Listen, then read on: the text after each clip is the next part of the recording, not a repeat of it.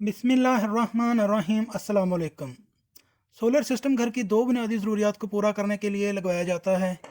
पहली तो ये कि वापडा ऑफ होने की सूरत में सोलर पैनल्स और बैटरी की पावर की शेयरिंग के साथ घर के लोड को चलाया जा सके, और दूसरी ये कि सोलर पैनल से अपनी बिजली जनरेट करके वापडा के बिजली के बिल में कमी की जा सके। तो इस पॉइंट ऑफ व्यू से अगर हम बात करें छोटे सोलर इन्वर्टर्स और सोलर सिस्टम के बारे में, तो 1.2 किलोवाट से लेकर 2.8 किलोवाट तक ऐसे सोलर सिस्टम की कैपेसिटी है जिनको घर की जो बुनियादी ज़रूरियात हैं, जैसे अगर बात करें हम गर्मियों में लाइट जाने की सूरत में फ़ैन्स, एयर कूलर, लाइट्स वगैरह को चलाने के लिए, तो इस कैपेसिटी को कंसीडर किया जाता है। ये हम इस तरह इस्तेमाल करते हैं कि घर में अगर तो ऑलरेडी यूपीएस के लिए अलग से वायरिंग है, या हम सेपरेट वायरिंग एक करवाते हैं घर में, और उस वायरिंग पे फैंस, एयर कूलर्स और लाइट्स वगैरह को कनेक्ट करते हैं, और उसके साथ ये छोटा सोलर सिस्टम इंस्टॉल करके जो बुनियादी बेसिक अप्लाइंसेस हैं उनको हम, जो कम लोड पे चलने वाली है, उनको हम चलाते हैं। इस तरह बजट कम होने की सूरत में कम पैसों के साथ छोटे सोलर सिस्टम को इंस्टॉल करवा के खातर खा फ़ायदा उठाया जा सकता है। ज़्यादातर घरों के लिए एक आइडियल सोलर सिस्टम की कैपेसिटी 5 से 6 किलोवाट है, जिसमें मिनिमम 1 से 2 एयर कंडीशनर्स के साथ साथ बाकी की भी बुनियादी हैवी अप्लाइंसेस भी जो घर की होती हैं उनको चलाया जा सकता है। ट्रिपिंग की परेशानी से बचने और घर की तमाम अप्लाइंसेस को बेफिक्री के साथ चलाने के लिए बेस्ट ऑप्शन यही है कि 5 से 6 किलोवाट का सोलर सिस्टम लगवाया जाए।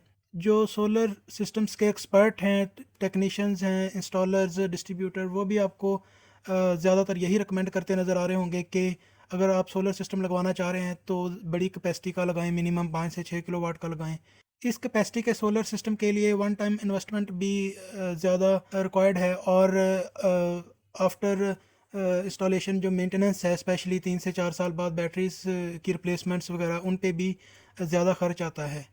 बजट के पॉइंट ऑफ व्यू से ये रिकमेंड किया जाता है कि इनिशियली आप सोलर इन्वर्टर ज़्यादा कैपेसिटी का इंस्टॉल करवा लें, और जो सोलर पैनल हैं वो इनिशियली कम कैपेसिटी के लगवा लें। फॉर एग्ज़ाम्पल अगर 6 किलोवाट का इन्वर्टर आप इंस्टॉल करवाते हैं तो आप उसको 545 वाट यानी कि 2000 वाट के सोलर पैनल लगा के भी स्टार्ट कर सकते हैं। उससे होगा ये कि मिनिमम 15 से 1600 वाट जो है वो सोलर पैनल की तरफ से जनरेट होंगे।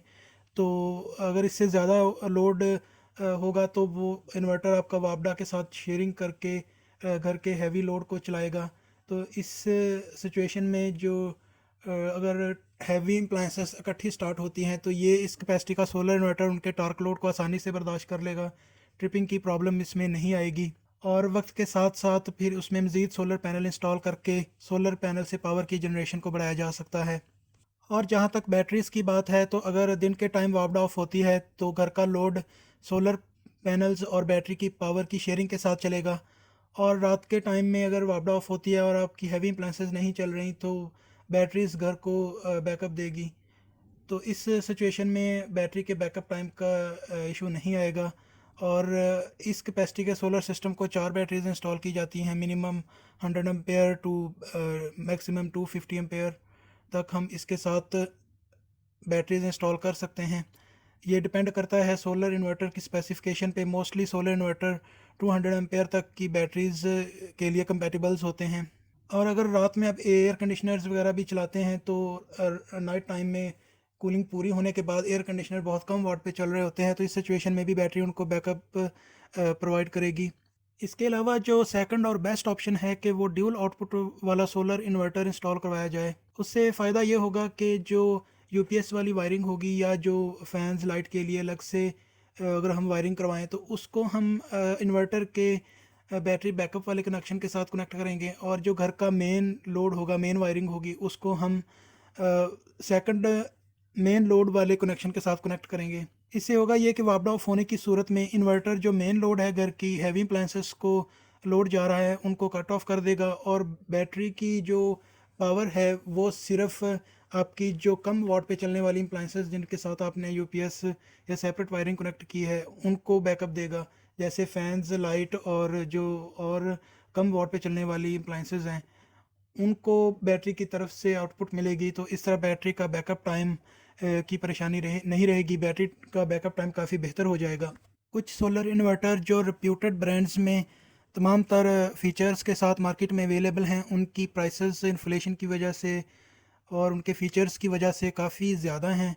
जैसे नाइट्रोक 6 किलोवाट ऑनेक्स PV 9000 जो IP65 और ड्यूल आउटपुट वाईफाई और बाकी के तमाम फीचर्स के साथ हैं, उनकी प्राइसेस 350,000 से अबव हैं। तो जो बाकी इसके अलावा रिप्यूटेड ब्रांड ज़्यादातर इंस्टॉल हो रहे होते हैं PV 7000 फ्रोनस में, उसमें ड्यूल आउटपुट की ऑप्शन अवेलेबल नहीं है। कराउन माइक्रो में एलिगो 6 वो ड्यूल आउटपुट के साथ है, लेकिन उसमें IP65 की ऑप्शन नहीं है और वो 230,000 के अराउंड अबाउट मार्केट में मिल रहा है। एलिगो 6 में नया मॉडल IP65 के साथ भी इंट्रोड्यूस कराया गया है। नेक्स्ट वीडियोस में हम उस पर भी बात करेंगे। इसके साथ साथ सोलर मैक्स की Orion dual series, solar max की ऑनेक्स सीरीज़ तमाम तर बेहतरीन फ़ीचर्स के साथ मार्केट में अवेलेबल हैं। इन सब की हाई प्राइसेस की वजह से जो बेस्ट अल्टरनेटिव प्रोडक्ट्स मार्केट में अवेलेबल हैं तो उसको उनको भी कंसीडर किया जाता है। इस सिचुएशन में दो न्यू सोलर इन्वर्टर्स की स्पेसिफिकेशन और डिटेल्स को हम देखते हैं। पहले नंबर पे power VM4 series on off grid solar inverter 6.2 kilowatt. Pakistan में सेल होने वाले ज़्यादातर सोलर इन्वर्टर्स की मैन्युफैक्चरिंग वोल्ट्रॉनिक पावर चाइना की है। ये भी मेड बाय वोल्ट्रॉनिक पावर है। इसके मेन फीचर्स आपके सामने हैं। वाईफाई दी गई है इसमें, RS-232 पोर्ट है, BMS है, work with and without battery, colourful LCD display है।